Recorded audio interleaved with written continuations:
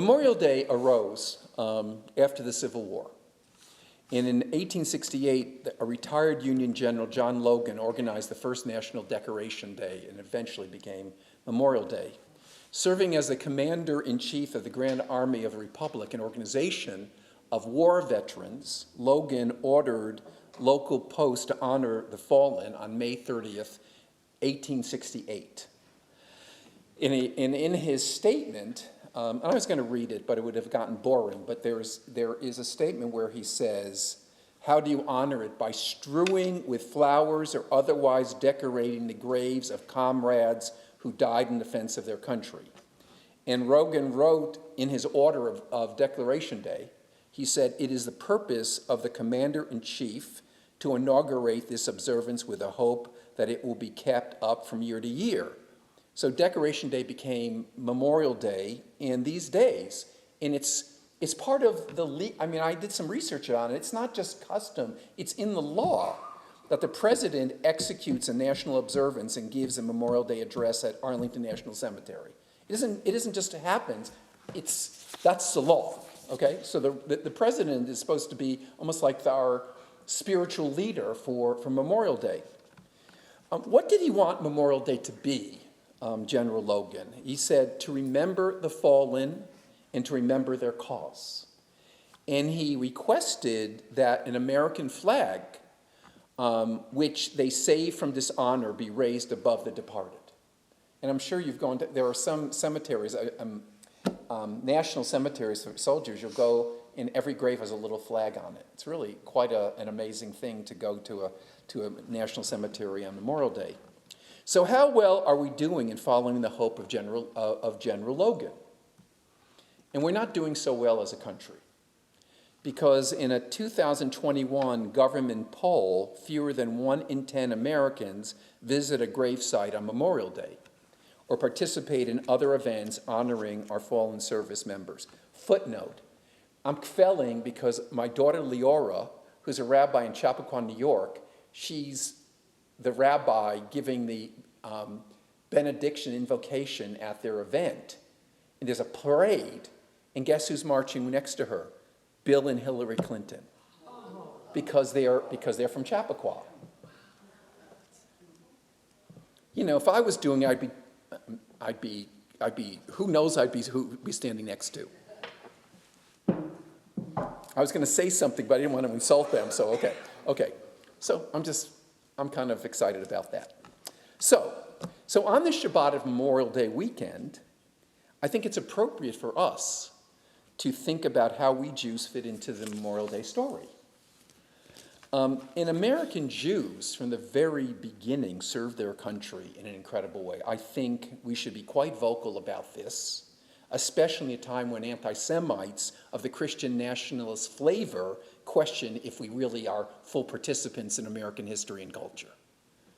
So you research this, and American participation in the military responsibilities of our country are really extraordinary. It says, during the Revolutionary War, American Jews served in numbers disproportionate to their small population of the period. Of an estimated population of 3,000 Jews in the colonies, 160 Jews served in the colonial side. Some 150,000 Jews lived in the United States at the time of the Civil War, about 0.5% of the population. At least 8,000 Jewish soldiers fought for the Union and Confederacy during the Civil War, and some 600 Jewish soldiers were killed in battle.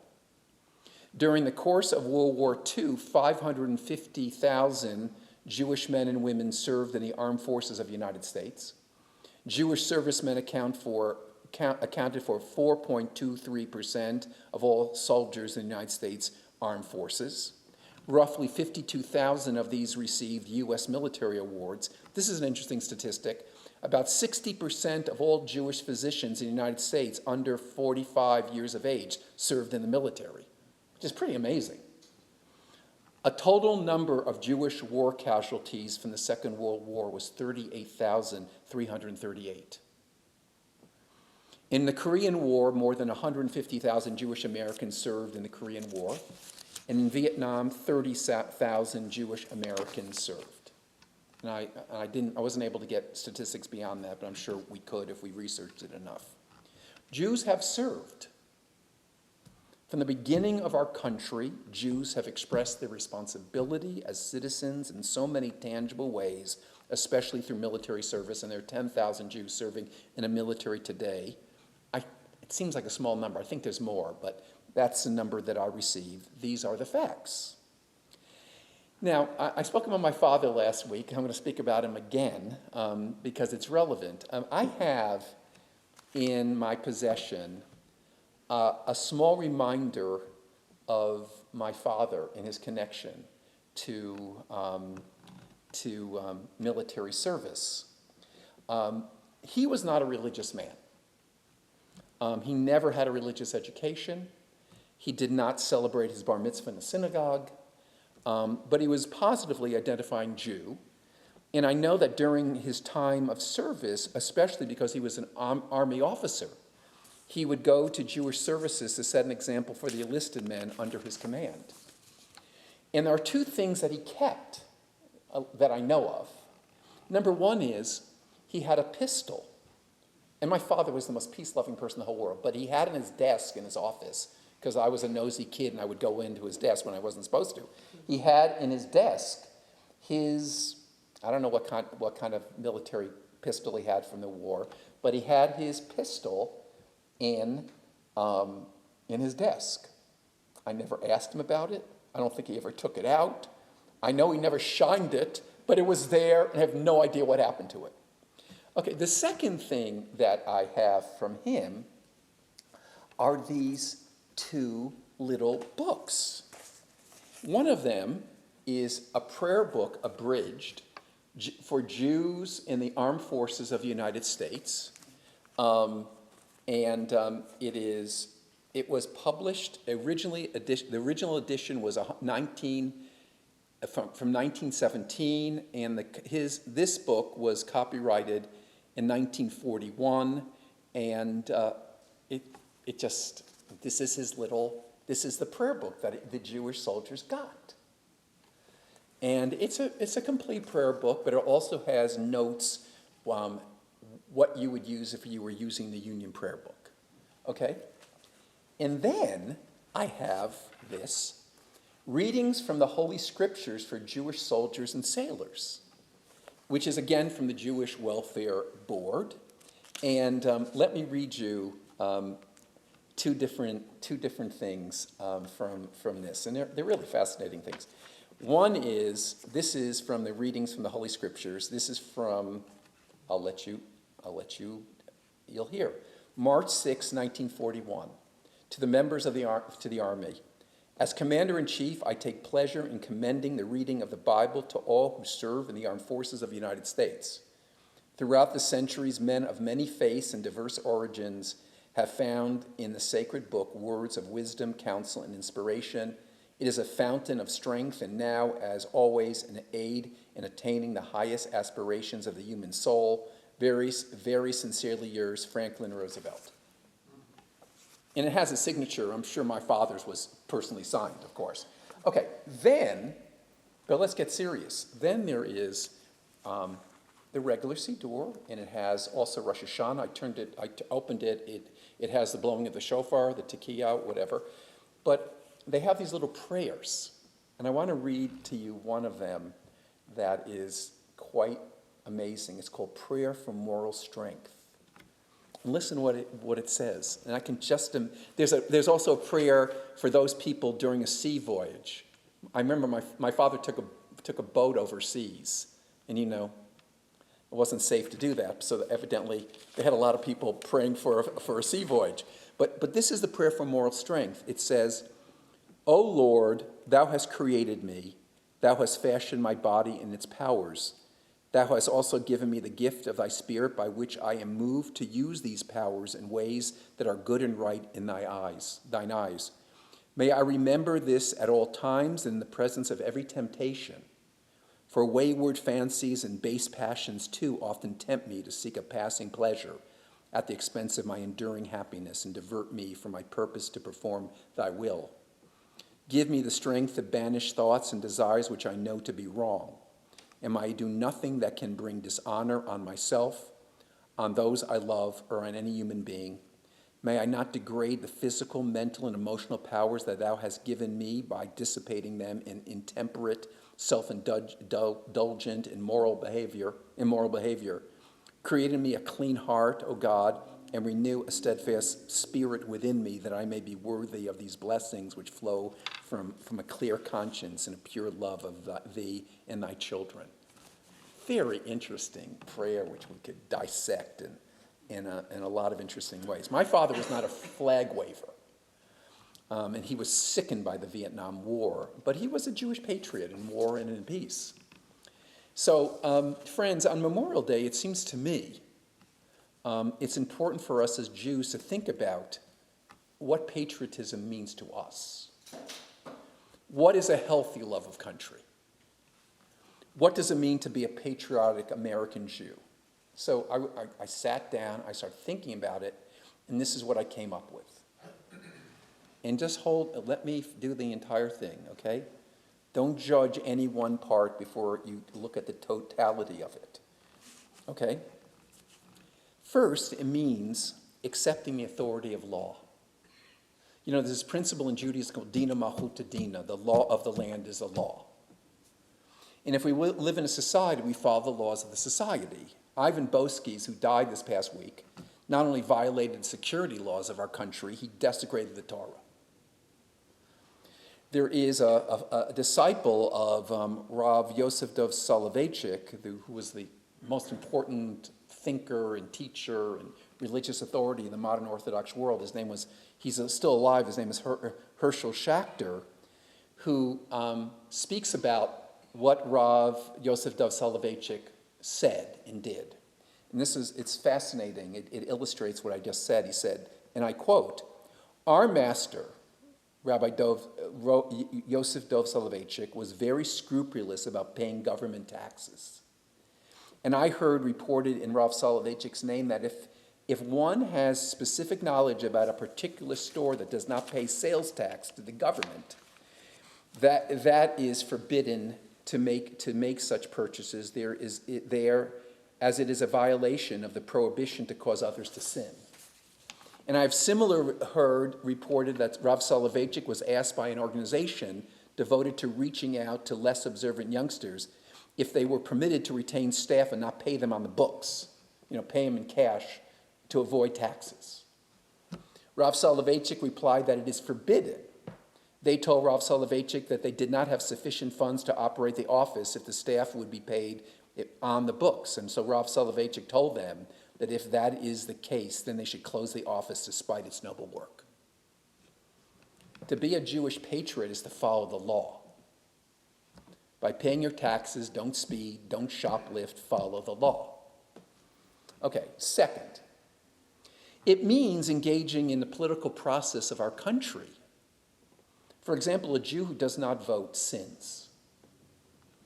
And I don't know where I found this, but I love this. There was a famous rabbi named the Chazon Ish, and we don't have to get into that. He was a Russian Orthodox rabbi who spent a lot of his later years in Palestine, and he died in 1953. A man came to the Chazon Ish to explain that he didn't have enough money to pay his taxes, and therefore he would not be allowed to vote in an upcoming election. Hearing the man's dilemma, the Chazon Ish responded, "You should sell your tefillin and pay the taxes." Tefillin, you can borrow from another, but the right to vote you cannot get from someone else. That's great. Third, to be a Jewish patriot is to live our Judaism in the fullest extent possible. Judaism is our gift to be shared. If we believe in diversity, we American Jews affirm it by living our values in the public square. We speak and act like citizens inspired by the teachings of Judaism.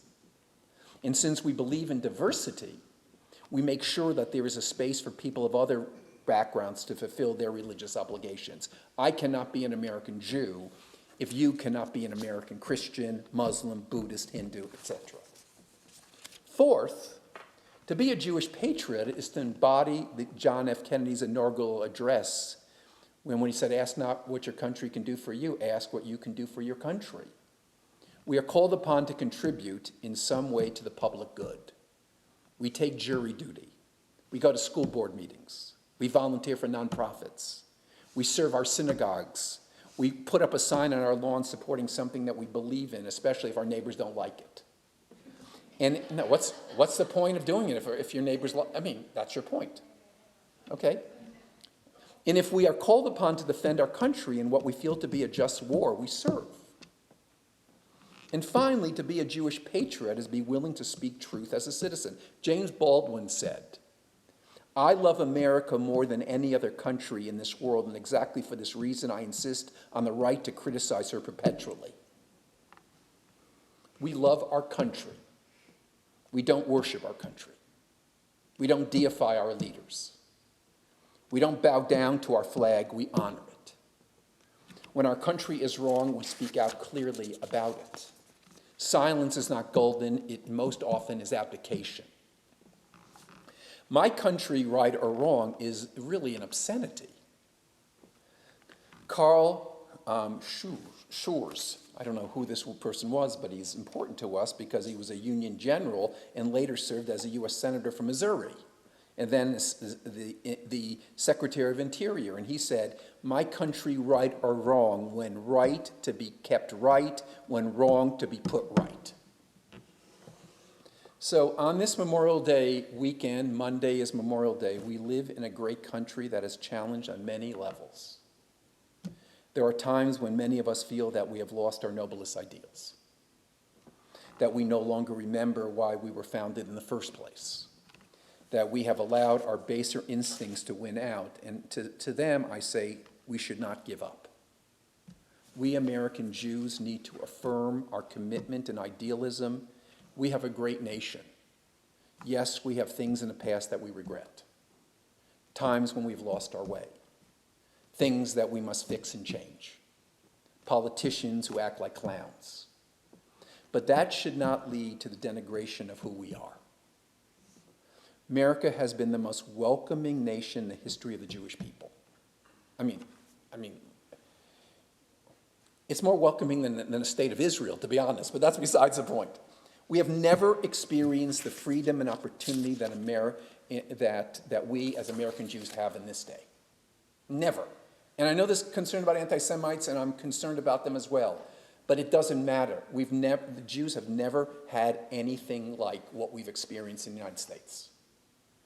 And we dare not allow our country to lose its nobility, respect, and its principles. We are American Jewish patriots because we are thankful for what this country has given us. We are proud of what we have given to it. And we are committed to stubbornly demand that we always be a country of justice, righteousness, and compassion. I want to close with, I have the most up-to-date version of the JWB Jewish Chaplaincy Council prayer book, because you know me, if I don't have all the books, I can't sleep at night. So I had to make a big donation to the Jewish Welfare Board, but I got a prayer book. So this is such a beautiful prayer, a prayer for America's military personnel. Ribono Shel Olam, sovereign of the universe, we invoke your blessing upon the members of our American armed forces, those brave men and women whose courage and commitment to our country protects us all. And whether by air, land, or sea, wherever their orders take them, we ask, dear God, that they be protected within your sheltering presence. Shield them from harm and from pain, assuage their loneliness, and sustain their faith in the face of the formidable enemies that they confront on a daily basis. May all of their efforts be crowned with victory and assurance that we who depend on their courage appreciate and understand the great difficulties of their work.